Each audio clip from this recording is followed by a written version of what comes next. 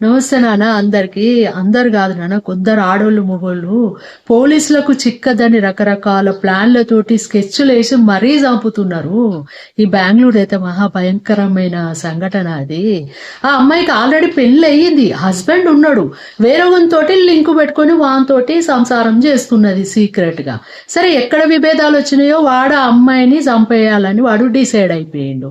వాడేం చేసిండు, హోటల్ కు తీసుకెళ్ళిండు, ఆ అమ్మాయి నోట్లో రిమోట్ బాంబు పెట్టిండు, బయటకు వచ్చి రిమోట్ తోటి పేల్చేసిండు.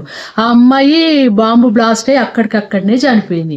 వాడు ఏం చేసిండు ప్లాన్ అంటే, పోలీసులకు ఆ అమ్మాయి మొబైల్ బ్లాస్ట్ అయ్యి చనిపోయింది అనేది సీన్ క్రియేట్ చేయాలనుకున్నాడు వాడు.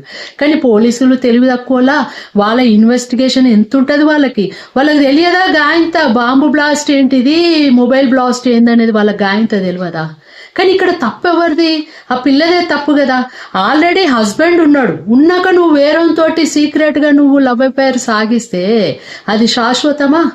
ఎక్కడో దగ్గర ఇది అవుతుంది. అయినప్పుడు వాడు ఆ పని చేసిండు. కానీ నిజంగా చెప్తున్నా, భర్తలను మోసం చేసి, అందరు కాదు నాన్న, కొందరు భర్తలను మోసం చేసి ఇట్లా లవ్ అఫైర్ సాగించేటోళ్ళు చాలా మంది ఉన్నారు. కొందరు వీళ్ళు అనుకుంటారు అసలు మమ్మల్ని ఎవ్వరు చూస్తలేరు, నా భర్తకి ఏం తెలియదు, నేను సీక్రెట్ గా నేను మేనేజ్ చేసుకుంటున్నాను అనుకుంటున్నారు. కానీ భగవంతుడు అంటాడు అన్ని చూస్తాడు. ఇది గుర్తు పెట్టుకోండి.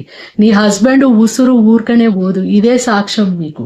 మీరు ఏదో సీక్రెట్ గా చేస్తున్నాం అనుకుంటారు, కానీ దేవుడు కూడా పనిష్మెంట్ ఇస్తాడు అనేది మీరు గుర్తు పెట్టుకోండి. కానీ తప్పది, భర్తను అట్లా మోసం చేయడం చాలా తప్పది.